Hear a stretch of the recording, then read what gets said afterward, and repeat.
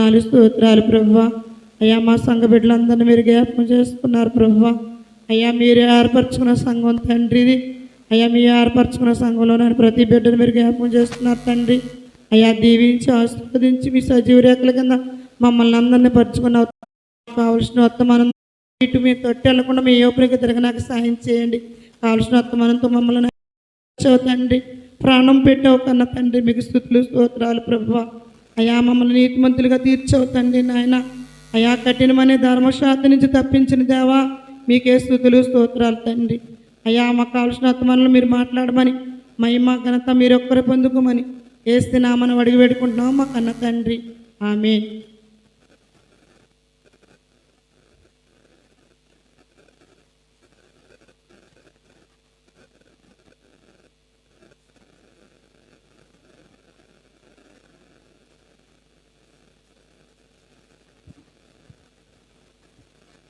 మంచిదండి.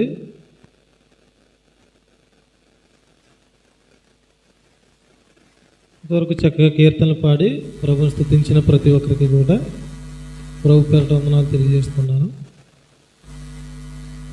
సమయంలో లేఖన భాగాన్ని చదువుకొని దేవుని వాక్యాన్ని మనం విందాం.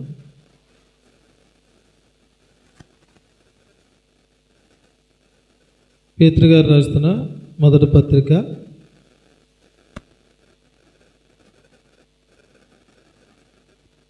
5వ అధ్యాయం 4వ వచనం కానీ చదువుకుందాం. పేతురు గారు రాస్తున్న మొదటి పత్రిక 5వ అధ్యాయం 4వ వచనం కానీ చదువుకుందాం. ప్రధాన కాపరి ప్రత్యక్షమైనప్పుడు మీరు వాడబారిన మహిమ కిరీటం పొందుదురు. చిన్నలారా, మీరు పెద్దలకు లోబడి ఉండుడి. మీరందరూ ఎదుటివాని ఎడల దీన మనసు అను వస్త్రము ధరించుకుని మిమ్మల్ని మీరు అలంకరించుకునుడి. దేవుడు అహంకారులను ఎదిరించి దీనులకు కృపను అనుగ్రహించెను. దేవుడు తగిన సమయమందు మిమ్మల్ని హెచ్చించినట్లు ఆయన బలిష్టమైన చేతుల కింద దీన మనసుకులై ఉండుడి. ప్రార్థన చేసుకుని దేవుని వాక్యాన్ని విందాం. ప్రేమ కలిగిన మా తండ్రి, దయగలిగిన మా దేవ, ప్రభువా నీకే స్తోత్రాలు స్తుతులు చెల్లిస్తున్నాం తండ్రి. మమ్మల్ని మీరు ఎంతగానో ప్రేమించి ప్రభుని ఆరాధించుటకు, ప్రభుని స్తుతించుటకు మా జీవితాల్లో మీరు ఇస్తున్న ఆయుస్సును బట్టి, ఆరోగ్యాన్ని బట్టి స్తోత్రాలు చెల్లిస్తున్నాం. మేము చేస్తున్న ప్రతి ప్రయత్నాల్లోనూ, వెళుతున్న మార్గాల్లోనూ సమస్తమును నీ సంరక్షణ, నీ భద్రతనిచ్చి మమ్మల్ని నడిపిస్తున్నారు. అందును బట్టి మేము స్తుతించడానికి ఇచ్చిన సమయాన్ని బట్టి, ప్రభు ద్వారా మేము పొందుకునే స్థితిని బట్టి ఎల్లప్పుడూ ప్రభుకి స్తోత్రాలు చెల్లిస్తూ స్తుతులు చెల్లించేవారముగా ఉండుటకు దేవా మా జీవితాల్లో మీరు ఇస్తున్న కృపను బట్టి స్తోత్రాలు చెల్లిస్తున్నాం.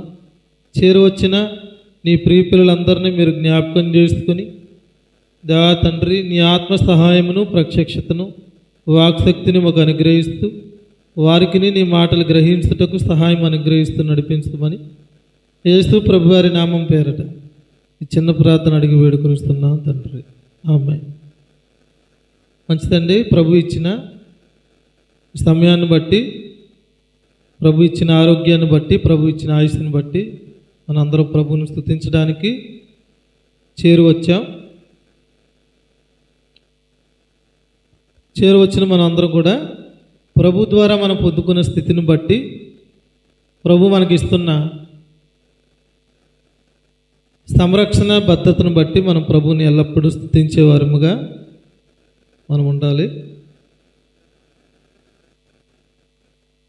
దేవుని వాక్యాన్ని మనం కొద్ది నిమిషాలు విని 2 వర్తమానాలు ఉంటాయి అనుకోకండి. ఒక వర్తమానం ఉంటుంది, ఎవరికి ఏ ఇబ్బంది ఉండదు. త్వరగానే ముగించుకుందాం. చదువుకున్న లేఖన భాగాన్ని మళ్ళీ చదువుదాం. పేతురు గారు రాసిన మొదటి పత్రిక 5వ అధ్యాయం 4వ వచనం చదువుదాం. ప్రధాన కాపరి ప్రత్యక్షమైనప్పుడు మీరు వాడబారని మహిమ కిరీటమును పొందుదురు. పెద్దలకు లోబడి ఉండుడి. మీరందరూ ఎదుటివాని ఎడల దీన మనస్తాను వస్త్రం ధరించుకొని మిమ్మల్ని మీరు అలంకరించుకొని దేవుడు అహంకారులను ఎదిరించి దీనులకు కృపను అనుగ్రహించినవాడు. జాగ్రత్తగా దేవుని వాక్యాన్ని విందాం. యేసు ప్రభు వారు ఈ లోకానికి వచ్చారు. యేసు ప్రభు వారు ఈ లోకానికి వచ్చి 33.5 సంవత్సరాలు జీవించారు. శరీరధారిగా జీవించినప్పుడు ఈరోజు చాలామంది మొన్నవారం కూడా మనం చెప్పుకున్నాం కొన్ని సంగతులు. యేసు ప్రభు వారు ఆయన చనిపోయిన శవాన్ని వీళ్ళు పూజిస్తున్నారు, ఆరాధిస్తున్నారు అని చెప్తున్నారు. చనిపోయిన శవాన్ని మనం ఆరాధించట్లేదు. ఆయన మన కొరకు ప్రాణం పెట్టి 3వ దినాన ఏం చేశాడు? ఆయన సజీవుడిగా తిరిగి లేచాడు. పరలోకంలో నిరంతరమైన జీవిస్తున్నాడు. జీవిస్తున్న వాడిని మనం ఏం చేస్తున్నాం? ఆరాధిస్తున్నాం. ఇదే క్రమంలో మరొక మాట ఏమంటున్నారంటే చాలామంది, 3 మేకులు పీక్కోలేని వాడు వీళ్ళకి దేవుడు అయ్యాడు అని చెప్తున్నారు. వాస్తవానికి యేసు ప్రభు వారు ప్రపంచ ప్రజలందరి కొరకు ఆయన మరణించకపోతే మనుషులకి రక్షణ లేదు. ఆయన చాలామంది దగ్గర తల దించుకున్నది, తగ్గించుకున్నది, కొరడాలతో కొడితే తగ్గించుకున్నది, ఇవన్నీ కూడా మన కొరకే, ప్రపంచ ప్రజల కొరకు, మన కొరకే. ఆయన సమస్త విషయాల్లో తగ్గించుకున్నది ఎందుకంటే ఆయన మన కొరకే తగ్గించుకున్నాడు. కనుక దేవుడు ఇక్కడ మనకి ఏం చెప్తున్నాడంటే, ఈరోజున విశ్వాసులు మనం అయ్యాం. యేసు ప్రభు వారు మనల్ని నీతిమంతులుగా తీర్చాడు, పరిశుద్ధులుగా తీర్చాడు, గొప్ప స్థితిని ప్రభు ఇచ్చాడు. మనకి ఏం చెప్తున్నాడంటే, యేసు ప్రభు వారు 2వ రాకడలో ఆయన వస్తాడు. సంఘం కొరకు ఆయన వస్తాడు. సంఘంలో ఏ వ్యక్తి ఎంత జీవించారో ఆ జీవించిన దానికి మహిమ కిరీటాన్ని ఇవ్వడానికి వస్తున్నాడు. ఎందుకు వస్తున్నాడు? ఆయన మహిమ కిరీటాన్ని ఇస్తున్నాడు. మహిమ కిరీటాన్ని ఇస్తున్న ఆయన ఇక్కడ ఏమంటున్నాడంటే, మళ్ళందరినీ దీన మనసు అనే వస్త్రాన్ని ధరించుకోండి అని చెప్తున్నాడు. ఏ వస్త్రం ధరించుకోమన్నాడు? దీన మనసు అనే వస్త్రాన్ని ధరించుకోండి అని చెప్తున్నాడు.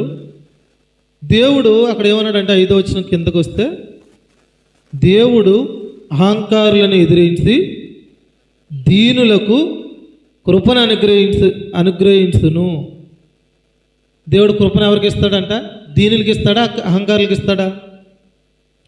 దీనులకి ఇస్తాడు. ఈరోజున ప్రభు నా హృదయంలో ఉంచిన వర్తమానాన్ని నేను చెప్పి ముగిస్తాను. ఈరోజున కృప అనేది ఎంత విలువైందో మన అందరికీ తెలుసు. కృప ద్వారానే మనం ఏం చేయబడ్డాం? ఉచితముగా నీతిమంతులుగా తీర్చబడ్డాం. ఇప్పుడు జీవించడానికి కూడా మనకి ఏముండాలి? కృప ఉండాలి. ఇప్పుడు చూడండి, ఈ కార్యక్రమం అంతా అయిపోయిన తర్వాత ఎవరైనా సాక్ష్యాలు చెప్తే ఏం చెప్తారు? ఇప్పుడు ప్రభు ఎంత కృప చూపించాడో చెప్తారు. ఇప్పుడు ఆయన కృప లేకపోతే మనం ఏమీ కూడా సాధించేది ఏమీ లేదు. మనందరికీ దావీదు, సౌలు తెలుస్తే లేదండి మనకి? దావీదు, సౌలు మనందరికీ తెలుసు. చూడండి ఒకసారి సమూయేలు 2వ గ్రంథం 3వ అధ్యాయం చూడండి, మొదటి వచనం. 254 పేజీ పాత నిబంధన, 254 పేజీ సమూయేలు 2వ గ్రంథం 3వ అధ్యాయం మొదటి వచనం చదవండి. సౌలు కుటుంబమును దావీదు కుటుంబమును బహుకాలములు యుద్ధము జరగ్గా దావీదు అంతకంతకు ప్రబలేను. ఆ మాట నాతో అందరూ అనండి. దావీదు అంతకు ప్రబలేను. తర్వాత సౌలు కుటుంబం అంతకంతకు నీరసిల్లేను. జాగ్రత్తగానండి వాక్యాన్ని. దావీదు కుటుంబం అంతకంతకు ఏమైంది? ప్రబలిందంట. సౌలు కుటుంబం ఏమైపోయిందంట? నీరసిల్లిపోయిందంట. సౌలు కుటుంబం ఏమో అంతకంతకు నీరసిల్లిపోయింది. దావీదు కుటుంబం ప్రబలింది. అసలు దావీదు కుటుంబం ఎందుకు ప్రబలింది? సౌలు కుటుంబం ఎందుకు దిగజారిపోయింది? చూడండి, అదే సమూయేలు గ్రంథం 7వ అధ్యాయం 15వ వచనం చదవండి.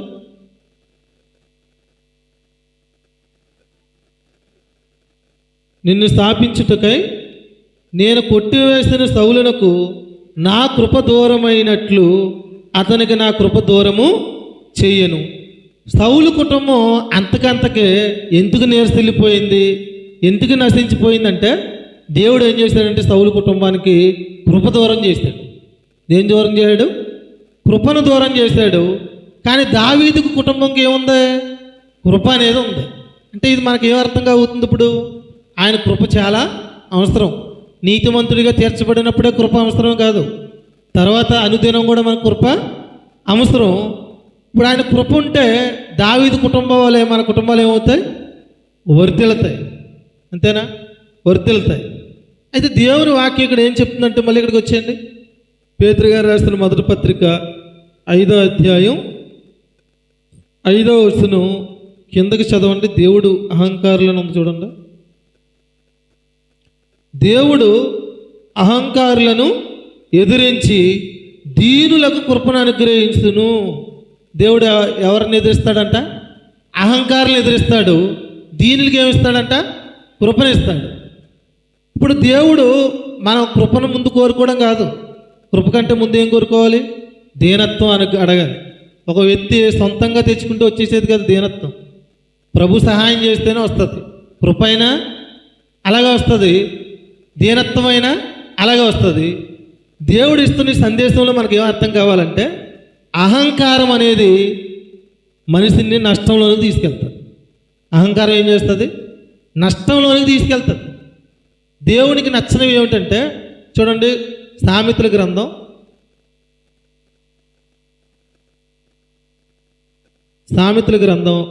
4వ అధ్యాయం అందరు తీయండి. సామెతల గ్రంథం 6వ అధ్యాయం 535వ పేజీ, పాత నిబంధన. సామెతల గ్రంథం 6వ అధ్యాయం 17వ వచనం చదవండి, 16 నుంచి చదవండి. దేవునికి అసహ్యములైనవి 6 కలవు, 7 ఆయనకి హేయములు.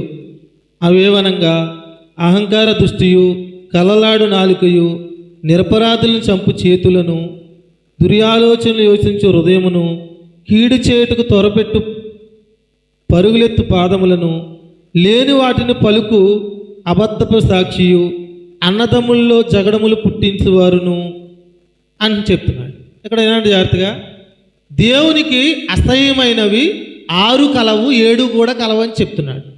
ఇప్పుడు ఆయన అసహ్యం అన్నాడంటే దాంట్లో మనం ఉండొచ్చా?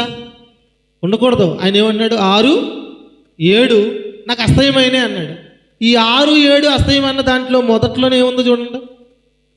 17వ వచనం మొదట్లోనే ఏముంది చూడండి. అవి ఏమనగా అన్న స్టార్ట్ చేస్తున్నాడు. ఆయన స్టార్ట్ చేస్తూ ఫస్ట్లో ఏం పెట్టాడు? అవేవనగా అహంకార దృష్టియు. అంటే అహంకారం అంటే ఆయనకి అసలు ఇష్టం ఉండదు. ఇష్టం ఉంటుందా? అహంకారము అనేది ఆయనకి ఇష్టం లేని పదం. ఈరోజు చూడండి, డబ్బుని బట్టి, ధనాన్ని బట్టి, ఇల్లులను బట్టి, బంగారాన్ని బట్టి, పదవులను బట్టి, ఇవన్నిటిని బట్టి మనిషికి ఏం కలుగుతుంది? అహంకారం కలుగుతుంది. కలుగుతుందా లేదా? అహంకారం కలుగుతుంటుంది. హెచ్చింపు అనేది కలుగుతుంటుంది. ఆ వ్యక్తి అంతా, ఈ వ్యక్తి అంతా అనే దృష్టికోణం ఉంటుంది. ఇది దేవునికి నచ్చినదంట. అహంకారం దేవునికి ఒక ముక్కలో మనకు అర్థం కావాలంటే, అహంకారులకు కృపను ఏం చేస్తాడు? ఆయన దూరం చేస్తాడు. దీనులకి ఏం చేస్తాడు? కృపను అనుగ్రహిస్తాడు. ఇప్పుడు ఆయన కృప లేకపోతే నేను ఏం చేయలేనండి అని చెప్తాం. ఇప్పుడు ఆయన కృప మనకు కావాలంటే దీనత్వం కలిగిన వ్యక్తులకే ఆయన ఏం చేస్తాడు? కృపను ఇస్తాడు. అంటే కృపకు ముందు మనం ఏం అడగాలి? దీనత్వం అడగాలి. దీనత్వం మనకు తెచ్చుకుంటే అవ్వదు. ఇక్కడ ఉన్న మన అందరూ ఎటువంటి వాళ్ళు అంటే, ఒక్కరొక మాట అయినా అన్నారంటే మనం ఊరుకునే రకాలు కాదు. మనం ఊరుకుంటావా? ఇక్కడ ఉన్న మనమైన అందరం, ఎవరైనా మనందరం, మన స్వభావాలు ఎటువంటి అంటే, ఒకటంటే 4 అంటాం మన వాళ్ళని. అటువంటి స్వభావం కలిగిన వ్యక్తులు మనం. కానీ దేవుడు ఏం చెప్తున్నాడు అంటే, అందరూ ఒకటే, నేనైనా మీరైనా. కానీ మనం కృపను కావాలనుకుంటే దీనత్వం ప్రభువుని అడగాలి, కృపను ప్రభువుని అడగాలి. కానీ ఏం చెప్తున్నాడు అంటే ఆయన చూడండి, ఒక వచనం చూద్దాం. పేతురు గారు రాసిన, యాకోబు గారు రాసిన పత్రిక 1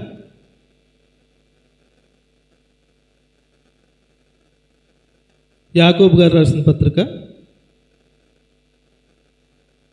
4వ అధ్యాయం 212 పేజీ, 212 పేజీ. యాకోబు రాసిన పత్రిక 4వ అధ్యాయం 6వ వచనం 2వ లైన్ నుంచి చదవండి. దేవుడు అహంకారులను ఎదిరించి దీనులకు కృపను అనుగ్రహించును. దేవుడు ఎవరికి ఇస్తాడంటే కృప? దీనులకు ఇస్తాడు. అహంకారులు ఏం చేస్తాడు? ఎదిరిస్తాడంట. అలాగే అలా కిందకు వచ్చేస్తే 10వ వచనం చదవండి. ప్రభు దృష్టికి మిమ్మల్ని మీరు తగ్గించుకునుడి, అప్పుడు ఆయన మిమ్మల్ని హెచ్చించును అంటున్నాడు. ఏమంటాడు ఇక్కడ?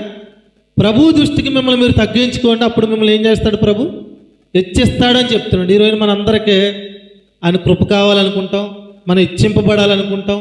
కానీ దీంట్లో ప్రభు ఏమన్నాడంటే, ఎవరైతే తాను తగ్గించుకుంటారో వాళ్ళు హెచ్చింపబడతారు. ఎవరైతే తాను తగ్గించుకోరో వారు ఏమవుతారు? దేవుడు కృపకు నిష్ఫలం అవుతారు. మనందరికి తెలిసిన ఒక వర్తమానం ఉంది. మనందరికి తెలిసిన వర్తమానం నేను అది చెప్పి ముగిస్తాను, సర్దిగిస్తాం. నయోమోను మనందరికీ తెలుస్తా లేదా? నయోమోను యుద్ధములో పరాక్రమశాలి. నయోమోను ఎవరు? యుద్ధములో పరాక్రమశాలి. నయోమోని ఊరే ఊరు? జ్యోతి ఊరమ్మా? ఏ దేశం? సిరియా దేశం. ఏ దేశం? సిరియా దేశం. ఇప్పుడు సిరియా దేశం, ఇస్రాయేల్ దేశం పక్కపక్కన ఉన్నాయి. ఏనండి, జాగ్రత్తగా పక్కపక్కన ఉన్నాయి. సిరియా దేశం నుంచి చాలామంది ఎక్కడికి వెళ్ళారు? ఇస్రాయేల్ దేశానికి యుద్ధానికి వెళ్ళారా లేదా? యుద్ధానికి వెళ్ళినప్పుడు యుద్ధంలో సిరియన్లు గెలిచారు. వస్తా ఒక చిన్నదాన్ని తీసుకొచ్చేసారు. యశోదరాంత వయసు ఉంటుందేమో, ఒక చిన్నదాన్ని తీసుకొచ్చేసి ఎవరో ఈ నయోమును తన భార్య దగ్గర పెట్టాడు. తన భార్య దగ్గర పరిచయం చేయడానికి పెట్టాడు. అప్పుడు ఆ చిన్నది ఏం చేసిందంటే, ఆయన యుద్ధంలో పరాక్రమశాలి. అంత యుద్ధంలో పరాక్రమశాలి అయినా సరే ఆయనకి ఏముంది? కుష్టి రోగం ఉందా లేదా? కుష్టి రోగం అనేది ఉంది. కుష్టి రోగం ఉంది కాబట్టి ఆ చిన్నది బాగా చూసి, అయ్యో నా యజమానుడు చాలామందికి గనుడుగా కనబడుతున్నాడు, కానీ ఈయనకి కుష్ఠరోగం ఉందని తన భార్యకి ఏం చెప్పిందంటే, నా దేశంలో, ఇశ్రాయేలు దేశంలో ఎలీషా అనే ఒక దైవజనుడు, ఓ ప్రవక్త ఉన్నాడు, అక్కడికే నా యజమానుడు వెళితే ఏం చేయబడతాడు? స్వస్థతను పొందుతాడని చెప్పాడు. మొత్తం మీద వెండి బంగారం వస్త్రాలు పట్టుకొని ఆ దేశానికి నయోమోను ఓ రథాల మీద వెళ్ళారు. వెళితే ఎలీషా దగ్గర ఏం చెప్పారు? ఈయన ఏం ఎక్స్పెక్ట్ చేసి వెళ్తున్నాడంటే, ఇక్కడి నుంచి పోని బేబీ గారు ఇంత దూరంలో ఉన్నప్పుడు, ఎలీషా గారు ఉన్నప్పుడు ఇక్కడి నుంచే ఎవరో నయోమోను, నేను వెళ్తున్నాను, నాకు దగ్గరికి వచ్చేసానికి దైవజనుడి దగ్గరికి. ఆయన నాకు ఎక్కడైతే కుష్ఠరోగం ఉందో అక్కడ చేయి వేసి ప్రార్థన చేస్తాడు, నాకు స్వస్థతను ఇస్తాడు నేను అని అనుకుంటున్నాడు. ఈయన అనుకుంటుంటే కరెక్ట్గా దగ్గరికి వెళ్ళినప్పుడు నయోమోనికి ఏం చెప్పాడంటే ఎలీషా గారు, నువ్వు వెళ్ళి యోర్దాను నదిలో 7 మారులు ములుగు, నీకు స్వస్థత వస్తుందని చెప్పాడు. ఈయన ఆలోచించుకున్న ఆలోచన వేరు, ఆయన చెప్పింది వేరు. అప్పుడు ఆయన ఏం తెచ్చుకున్నాడో తెలుసండి? అహంకారం తెచ్చుకున్నాడు. ఏం తెచ్చుకున్నాడు? అహంకారం. నేను ఎంతో డబ్బుతో వచ్చానే, ఎన్నో బట్టలతో వచ్చానే, ఎంతో ఎండుతో వచ్చానే, నేను యుద్ధంలో పరాక్రమశాలిని, ఇంత గొప్పవాడిని, ఆ నదిలోకి వెళ్ళి 7 వారాలు మునగమంటాడా? దగ్గరికి వచ్చి లేకపోతే ఆ చర్చిలోకి తీసుకెళ్ళి ప్రార్థన చేయలేడా అని ఈయన ఏం చేస్తున్నాడంటే అహంకారం తెచ్చుకొని, కోపం తెచ్చుకొని రౌద్రుడైపోయి తిప్పేండి వెనకాలన్నాడు. అంతే. రథాలు ఏమన్నాడు? తిప్పేండి వెనక్కి, మన దేశానికి మనం తిరిగి వెళ్ళిపోదాం అన్నాడు. ఇంక అందరు తిప్పేసారు, నేను వెళ్ళిపోతున్నారు. ఇప్పుడు నేను మాట అంటాను, ఆయన మళ్ళీ తిరిగి అలా ఆ దేశం వెళ్ళిపోతే ఆయనకు స్వస్థత వస్తుందా? రాదు. చూడండి, అహంకారం అనేది మనిషిని నష్టంలో తీసుకెళ్తారు. మనకున్న అహంకారం దేవునికి తెలుసు, మనుషులకి కూడా తెలుసు. నేను చెప్తున్నాను ఇలాగేనండి వాక్యాన్ని, ఇది మనుషుల వాక్యం అని ఎంచకండి, ప్రభువు నా హృదయంలో ఇచ్చిన వర్తమానం. అహంకారం వలన మనం నష్టపోతాం. ఖచ్చితంగా ఏమవుతాం? నష్టపోతాం. అహంకారం వలన మనకేమి దేవుడు కృపను ఇస్తాడా? ఇవ్వడు. కనుక తిరిగి వెళ్ళిపోతున్నప్పుడు చాలామంది అలా తిరిగి వెళ్ళిపోతున్నప్పుడు ఆయనకి ఏ ఆలోచన ఇవ్వకపోయారు అనుకోండి, చాలామంది ఆయన మళ్ళీ తిరిగి అలాగే వెళ్ళిపోతాడు. ఆ కుష్ఠరోగంతోనే మరణిత్తుడు. దాంట్లో ఒక మంచి వ్యక్తి చూసి, అయ్యా మనం వెనక్కి తిరిగి వెళ్ళిపోతున్నాం కదా, నేను ఒక ఆలోచన చెప్తానన్నాడు. ప్రవక్త ఎలీషా గారు ఏదైనా గొప్ప కార్యం చేయమంటే నువ్వు చేస్తావా లేదా అని అడిగాడు. చేస్తానన్నాడు. మరి ఏదైనా గొప్ప కార్యం చేయమన్నప్పుడు నువ్వు చేస్తానన్నప్పుడు ఆయన అడిగింది పెద్ద ఇబ్బంది ఏముంది? 7 మార్లు యోర్దాను నదికి ములగమని చెప్పాడు. ఈయన ఎలా చెప్పుంటాడంటారు? దీనత్వంతో చెప్పుంటాడంటారా? అహంకారంతో చెప్పుంటాడంట? దీనత్వంతోనే చెప్పుంటాడు, అంతే కదా. చెప్తే ఆయన బాగా ఆలోచించి, అంటే ఎప్పుడైనా మనిషికి ఆలోచన చెప్పేవాళ్ళు ఉండాలో లేదా? ఈరోజు సంఘంలో సేవకుని ప్రభు ఎందుకు ఉంచాడు అంటే, మనం ఒక్కొక్కసారి మనకు నచ్చినకుండా మన మనస్తత్వం, మన మనసు ఎలా పడితే అలా వెళ్ళిపోతాం మనం. కానీ ప్రభు ఏం చేస్తాడంటే వర్తమానంతో మాట్లాడతాడు. ప్రభు సేవకుడు హృదయంలో ఏం పెడతాడు? వర్తమానాన్ని పెడతాడు. ఆ వర్తమానాన్ని ఏం చేస్తాడు? రిలీజ్ చేస్తాడు. చేసినప్పుడు దాన్ని ఏం చేయాలి? మనం పట్టుకోవాలి. అప్పుడు జాగ్రత్తగా విన్నాడా లేదా? ఇని మళ్ళీ వెనక్కి తిరిగి ఆయన చెప్పినట్టుకు 7 మార్లు ఎక్కడ ములిగాడు? యోర్దాను నదిలో ములిగితే పసిపిల్లవాడి దేహం వల్ల అయిపోయిందండి. దేవునికి స్తోత్రం చెప్పండి అందరం. హల్లెలూయా చెప్పండి అందరం. హల్లెలూయా. నిద్రపో ఒకళ్ళిద్దరు కొంచెం వికెట్లు పడుతున్నాయని హల్లెలూయా చెప్పిస్తున్నాను అంతే. అర్థమవుతుందండి? కనుక ఏనంటే దేవుడు స్వస్థపరిచాడు, పసిపిల్ల దేహం వలె చేశాడు. అంత స్వస్థతను నొందుకున్నవాడు అదే అహంకారంతో తన దేశానికి తిరిగి వెళ్ళిపోతే ఏమైనా ప్రయోజనం ఏమైనా ఉందా? దేవుడు స్వస్థతనిచ్చాడు. అక్కడ ఎలీషా దగ్గరికి వెళ్ళి బట్టలు తీసుకో, బంగారం తీసుకో, ఎండి తీసుకోమన్నప్పుడు ఆయన ఏమీ తీసుకోలేదు. ఆయన ఏం చెప్పాడంటే ఒకటి అన్నాడు, ఇంకా లోకమందు ఏ దేవుడు, ఈయనే గొప్ప దేవుడు, ఏ దేవుడు కూడా లేడు అని చెప్పాడు. తర్వాత ఎప్పుడైతే తీసుకోలేదో ఇంకా నేను ఎప్పుడు ఇంకా ఇతరులు దానికి ఎప్పుడు నేను మొక్కను, ఇంకా దేనికి కూడా నేను దాన్ని ఏమంటారు, మొక్కుబళ్ళు చెల్లించను, దేవునికి మాత్రమే అని చెప్పాడు. ఇక్కడ ఒక మాట గమనించండి. అదే అహంకారంతో ఈ యొక్క పరాక్రమశాలి నయోమోను ఆ ఆలోచన వినకుండా వెళ్ళిపోతే ఆ స్వస్థత పొందుకుంటాడా? పొందుకోడు కదా. కనుక గమనించి దేవుని వాక్యం ఏం చెప్తుందంటే, తనకు తాను తగ్గించుకున్నవాడు హెచ్చింపబడతాడు, తాను హెచ్చించుకున్నవాడు దిగజారిపోతాడు. వాక్యం ఏమైనా మారుతుందా? వాక్యం ఏముంది? క్లియర్గా ఇప్పుడు చెప్తున్న వర్తమానంలో ఒక్క ముక్క పట్టుకోండి. తాను తగ్గించుకున్నవాడు హెచ్చింపబడతాడు. ఖచ్చితంగా తగ్గించుకుంటే హెచ్చింపబడతాం. దేవుని మాటలు ఎటువంటి తేడా ఉండదు. తనను హెచ్చించుకుంటే తగ్గించబడిపోతాడు. ఒక సేవకుడు మా అందరికీ తెలుసు, ఆయన వైజాగ్, చాలా మహాజ్ఞానాన్ని చెప్పాడు ఆయన ప్రపంచానికి.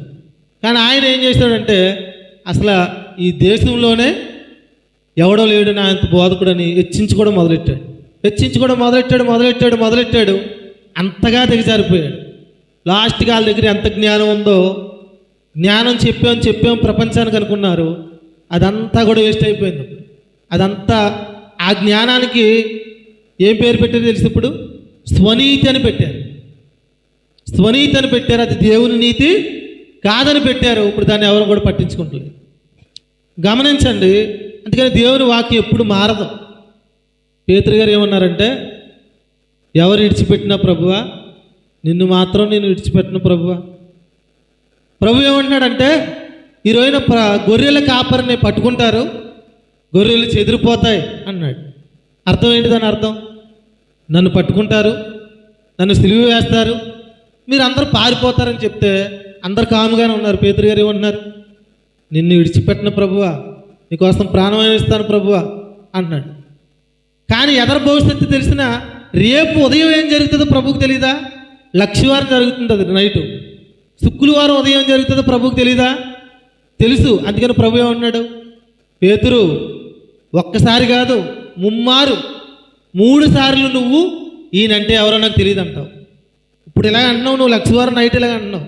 శుక్రవారం ఉదయం ఏమంటావు నువ్వు? 3 ఒక్కసారి కాదు 3 సార్లు ఓడుగు ఇప్పు మునిపే అన్నాడు. మళ్ళీ ఒక అంచనా పెట్టాడు. ఏం పెట్టాడు? కోడి గుయ్యకు మునిపే 3 సార్లు నన్ను ఎరగమంటావు అన్నాడు. ఒకరు అడిగారు, ఆయన ఎవరో నాకు తెలియదు బాబు అన్నాడు. ఇంకొకరు అడిగారు, నువ్వు కూడా ఆయనతో ఉండేవాడు కదా, నాకు తెలియదు. ఒక చిన్నది అడిగింది, నువ్వు కూడా ఆయనతో ఉన్నావు కదా, ఒట్టు కూడా పెట్టేసుకున్నాడు, ఆయన ఎవరో నాకు తెలియదు బాబు అని. ఇది ఎందుకు చెప్తున్నానంటే, ప్రభు మాట అన్నాడంటే మాటే, అంతేనా? మాట అన్నాడంటే మాటే. కనుక ప్రియులారా గమనించండి, దేవుని వాక్యం మనకి ఏం చెప్తుందంటే, ప్రభు ఈరోజు ప్రపంచ ప్రజలందరి కొరకు మన కొరకు తాను చాలా తగ్గించుకున్నాడు. దేవుడై ఉండి మనుషుడిగా ఈ లోకానికి వచ్చాడు. మనుషుడిగా ఈ లోకానికి వచ్చాడు. ఎన్నో సూచక్రియలు, ఎన్నో అద్భుతాలు చేసిన వాడు ఆయన మన కొరకు ఏం చేశాడు? ప్రాణం పెట్టాడు. ఈ ఇలువ తెలియని వాళ్ళు చాలామంది ఏం మాట్లాడుతున్నారు అంటే, ఆయన 3 మేకులు వేసారు, దాన్ని పీక్కోలేకపోయారు అని అంటున్నారు చాలామంది. ఇలా అంటున్న వాళ్ళందరూ ఎలా ఎటువంటి వాళ్ళు అంటే, ఆయన సిలువ వేయబడినప్పుడు 2 దొంగలు ఉన్నారు కదా, దాంట్లో ఒక దొంగ ఏమన్నాడు? నువ్వు నన్ను రక్షించుకొని మమ్మల్ని రక్షించమన్నాడు. ఈ రోజున కూడా అటువంటి వాళ్ళే చాలామంది ఏమన్నారు? 3 మేకులు పీక్కోలేనాడు, వీళ్ళకి దేవుడు అయిపోయాడురా. ఆయన 3 మేకులు పీక్కోగలడు, నీకు రక్షణ రాదు. ప్రభు వాక్యం ఏం చెప్తుంది? ఇప్పుడు మనం ప్రభు శరీరాన్ని, ప్రభు రక్తాన్ని ఎలా తీసుకుంటాం?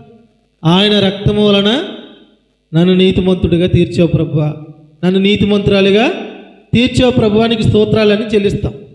ఆయన శరీరం ద్వారా ధర్మశాస్త్రం నుంచి విడిపించే ప్రభువానికి స్తోత్రాలని చెల్లిస్తాం. ఇప్పుడు ఆయన శరీరాన్ని, ఆయన రక్తాన్ని కార్చకపోతే, ఆయన ప్రాణం పెట్టకపోతే మనకు దిక్కే లేదు. ఉందా? లేదు. ఏ ఒక్కరు కూడా ఈరోజున క్రైస్తవ ప్రపంచంలో నీ మంచితనాన్ని బట్టి, నీ క్రియలను బట్టి పరలోకం వెళ్తావో చెప్పమంటే ఎవరు కూడా చేయత్తలేరు. ప్రభుని బట్టే వెళతారు. ప్రభు మన కొరకు అంతగా తగ్గించుకున్నాడు. ఈరోజున మీరు కూడా అంతా తగ్గించుకున్నాను అంటలేదు ఆయన. తగ్గించుకుంటే నేను హెచ్చిస్తానంటున్నాడు. ఏమంటున్నాడు ఆయన? తగ్గించుకుంటే హెచ్చిస్తానంటున్నాడు. అహంకార దృష్టి ఆయనకి నచ్చదు. అహంకారం నచ్చుతుందా? అండ్ అహంకారంతో ఈరోజు చాలామంది ఆయా ప్రాంతాల్లో ఉన్నవారు అహంకారం, గర్వం నాశనానికి ముందు ఏమి నడుస్తుందంట? గర్వం నడుస్తుందంట. చాలామంది అహంకారంతో, గర్వంతో నడిచే వాళ్ళు చాలామంది ఉన్నారు. వీళ్ళు నష్టపోతారు. ఒక దినాలు వీళ్ళకి అర్థం కావట్లే, నష్టపోతారు. చిన్నపిల్లలు, ఆ ధనుష్, మన ప్రేమ్ కుమారు, జగదీష్, ఈ వయసు ఉన్న పిల్లలు ఏం చేస్తున్నారంటే, ఎలిసే గారు ఉన్నారు కదా, ఎలిసే గారిని ఒక రోజున ఏమన్నారని తెలిసి వీళ్ళందరూ గర్వం తెచ్చుకుని పిల్లల్ని బోడివాడా బోడివాడా అన్నారంట. బోడివాడా బోడివాడా అని ఎక్కిరించారంట. బోడివాడా బోడివాడా అని హెచ్చరిస్తే సేవకుని, దేవుని సేవకుడిని, ప్రవక్తనే బోడివాడా బోడివాడా అని ఎప్పుడైతే ఎగతాళి చేశారో దేవుడు ఊరుకుంటాడా? ఎలుగు బంట్లు వచ్చి తినేసినాయి అంట పిల్లలు. ఏమొచ్చి తినేసినాయి అంట? ఎలుగు బంట్లు వచ్చి తినేసినాయి అంట. ఈ రోజున ప్రభు సన్నిధికి వెళుతూ దేవుని వర్తమానం అర్థం కాక, ప్రభు ఎలా నడిపిస్తున్నాడో, ప్రభు ఎలా ఉండమన్నాడో అర్థం కాక ఏం చేస్తున్నారంటే, సేవకుల మీద కూడా ఏం చేస్తున్నారు? చాలామంది అహంకారంతో మాట్లాడుతున్నారు. సేవకుల మీద, సేవకుల కుటుంబాల మీద అహంకారంతో మాట్లాడుతున్నవారు చూడండి. మన మధ్యలో కొంతమంది పిల్లలు, మన శుక్రవారం, ఆదివారం అంటే కుక్కల్లా ఉంటారు కానీ వీళ్ళందరూ, శుక్రవారం వచ్చిందనుకోండి, అక్కడి నుంచి ఒకటి కేకలు, ఇక్కడి నుంచి ఒకటి కేకలు. చాలామంది ఎలా ఉంటారంటే దేవుని పనికి అభ్యంతరకరంగా ఉంటారు. పెద్దలు ఏం చేయాలి? గట్టిగా 2 ఇచ్చి, అదేమనుకుంటున్నావు? దేవుని సన్నిధి ఎదుర్కొంటూ నీకు ఉప్పు వేస్తాలు ఏంటి అని చెప్పాలి. వాళ్ళకి సంతోషం ఏంటంటే, వీళ్ళని ఎంత సోదపెట్టినా ఇటువంటి సెంటర్లో ఏ ఇబ్బంది లేదు, మాకు అదే కావాలనుకున్నారు వాళ్ళు. ప్రజలు ఈరోజు ఎలా ఉన్నారంటే, ప్రజలు అహంకారంతో నిండిపోయారు. ఎలిసాను బోడివాడా అంటే ఏమొచ్చినాయి? ఎలుగుబంట్లు వచ్చి పిల్లల్ని తినేసినాయి. ఈరోజున చాలామంది అహంకారంతో నిండిపోయి చాలా తప్పుడు మాటలు మాట్లాడుతున్న వాళ్ళు కూడా ఉంటారు. ఇవన్నిటికి ప్రతిఫలం ఖచ్చితంగా చూసేస్తారు. సేవకుడి మీద, సేవకుల కుటుంబాల మీద, పరిచర్య మీద, లేకపోతే దాన్ని ఏమంటారు, పరిచర్య మీద, వాక్యం మీద నిందలు వేయడం, ఇవన్నీ చేస్తే వీటికి ప్రతిఫలాలు ఖచ్చితంగా చూస్తారు. నేను మాట అంటాను ఏనంటే, ప్రభు సన్నిధికి వెళ్తున్న ఎవరైనా అందరూ పర్ఫెక్ట్ కాదండి, మనందరూ కూడా పర్ఫెక్ట్ ఏం కాదు. దేవుని వాక్యం ఏం చెప్తుందంటే, అహంకార దృష్టి ఆయనకి ఇష్టమైంది కాదు, అహంకారులకైన కృపను ఇవ్వడు. దీన్ని బెస్ట్ ఎగ్జాంపుల్గా ప్రభు మనకి ఏం నేర్పిస్తున్నాడు అంటే, నయోమోను అదే గర్వంతో వెళ్ళిపోతే ఆ కుష్టి రోగం తగ్గుతుందా? తగ్గదు. ఎప్పుడైతే ఒక ఆలోచన చెప్పిన ఒక ఆలోచనకర్త మాట ఎప్పుడైతే విన్నాడో, తిరిగి వెళ్ళాడో, అప్పుడు స్వస్థత పొందుకున్నాడు. ఈరోజున ఒక అప్పైన ఆరోగ్యమైన మన జీవితాల్లో, మా కుటుంబాల్లో మేలు కలగాలంటే మనం అహంకారాన్ని విడిచిపెట్టాలి. అహంకారాన్ని విడిచిపెట్టి ప్రభువుని అడగాలి. ఏమని? ప్రభు, ఈ అహంకారం నాలో ఉండకుండా సహాయం చేయి ప్రభువా, దీనత్వం అనుగ్రహించు ప్రభువా, నీ కృపను అనుగ్రహించు ప్రభువా అని మనం ప్రార్థన చేయాలి. కనుక ప్రియులారా గమనించండి, ఈరోజున అహంకారంతో చూడండి, మనము ఎర్రవీగిపోతే నాశనానికి ముందు ఏమి నడుస్తుంది? గర్వం నడిస్తే తర్వాత ఏంటి? నాశనమే. కనుక ప్రియులారా గమనించండి, దేవుని మన మందిరంలో అటువంటి వారు ఎవరు ఉండకుందురుగాక. దేవుడు అందరికి కృపను అనుగ్రహించునుగాక. దీన మనసు అనే వస్త్రాన్ని ధరించునుగాక. నేను స్తోత్రాలు చెల్లించి మీకు ఇస్తాను, మీరు కూడా స్తోత్రాలు చెల్లించండి. ఇన్న వర్తమానాన్ని బట్టి మీరు కూడా స్తోత్రాలు చెల్లించండి. మీరందరూ మనం ప్రభు శరీరాన్ని, ప్రభు రక్తాన్ని ఇప్పుడు తీసుకుంటాం కనుక, మనం ప్రభు తీసుకుంటున్న శరీరం ద్వారా, తీసుకుంటున్న రక్తం ద్వారా మనం ఏ స్థితి కలిగి ఉన్నామో ముందు జ్ఞాపకం చేసుకొని, ప్రభు శరీరం ద్వారా, ప్రభు రక్తం ద్వారా అటువంటి దీనత్వం, అటువంటి కృప, దీన మనసు, మనల్ని మనం తగ్గించుకునే మంచి స్థితిని ప్రభు అనుగ్రహించులాగున ప్రభుని అడగండి. మీరు స్తోత్రాలు చెల్లించితే ప్రభుని అడగండి, ప్రభు ఖచ్చితంగా ఇస్తాడు. ముందుగా నేను స్తోత్రాలు చెల్లించిస్తాను, మీరు కూడా స్తోత్రాలు చెల్లించండి. ప్రేమ కలిగిన మా తండ్రి, దయగలిగిన మా దేవ, ఈ రాత్రికాల సమయంలో తండ్రి మీరే వర్తమాన వాక్యాన్ని ఇచ్చారు. లోకంలో చాలామంది 3 మేకులు పీక్కోలేని వాడు అంటున్నారు. ప్రభు, మా కొరకు ఆయన ప్రాణం పెట్టారు, ఆయన ప్రాణం పెట్టకపోతే మాకు రక్షణ లేదు. యేసు ప్రభు వారి రక్తం కార్చకపోతే మాకు నీతి లేదు. ఆయన శరీరాన్ని సిలువలో సమర్పించకపోతే ధర్మశాస్త్రం నుంచి మాకు విడుదల లేదు. ప్రభు మా కొరకు చాలా తగ్గించుకున్నారు. దేవా, మేము కూడా నాయన అట్టి రీతిలో దీనత్వం అనే మంచి మనసును దేవా మేము తెచ్చుకున్నట్టుకు సహాయం చేయండి. అహంకారం కలిగి మేము ఉండకుండా తండ్రి, మీరు మాకు ఇచ్చిన స్థితిని బట్టి మేము ఎప్పుడు అహంకారంతో ఇరువైగిపోకుండా ప్రభువా, మమ్మల్ని మేము తగ్గించుకునే మంచి మనసును, కృపను మాకు అనుగ్రహించమని దేవా, చేరువచ్చిన ప్రజలందరికీ అట్టి కృపను, అట్టి తగ్గింపును ప్రసాదించమని దేవా, అహంకారంతో మేము నష్టపోయేది చాలా ఉందని, ఆయనకు అసహ్యమైనదని అహంకారం అంటే దేవా, ఆనాడు నయోమోను తండ్రి అదే అహంకారంతో తన దేశానికి తిరిగి వెళ్ళిపోతే అట్టి గొప్ప స్వస్థతను పొందుకోలేడు. పసిపిల్లవాడు దేహం వలె మారిన స్థితిని చూశాడు. మేము కూడా తండ్రి మా జీవితాల్లో అహంకారాన్ని తగ్గించుకుని, దేవుని కృపను పొందుకొని, దేవుని దీనత్వాన్ని పొందుకొని మరింతగా మేము జీవించుటకు సహాయం చేయమని ప్రార్థిస్తున్నాం. ప్రభు శరీరాన్ని, ప్రభు రక్తంలో మేము పాలుభాగస్తులు అవుతుండగా ప్రభువా, ప్రభు శరీరం ద్వారా, ప్రభు రక్తంలో ఉన్న ప్రతి మేలును మేము పొందుకున్నటకు, పాప శరీరాన్ని నిరతకం చేసుకుని జీవించుటకు మీరే మా ఎడల కృప చూపిస్తూ సహాయం చేస్తూ నడిపించమని ఈ స్తుతి మనవులు ప్రభు యేసుక్రీస్తు ప్రభువారి నామం పేరట ఆరాధిస్తూ అడిగి వేడుకునిస్తున్నాం తండ్రి, ఆమేన్. అలాగే అందరూ కూడా స్తోత్రాలు చెల్లిద్దాం. అందరూ కూడా స్తుతులు చెల్లించండి.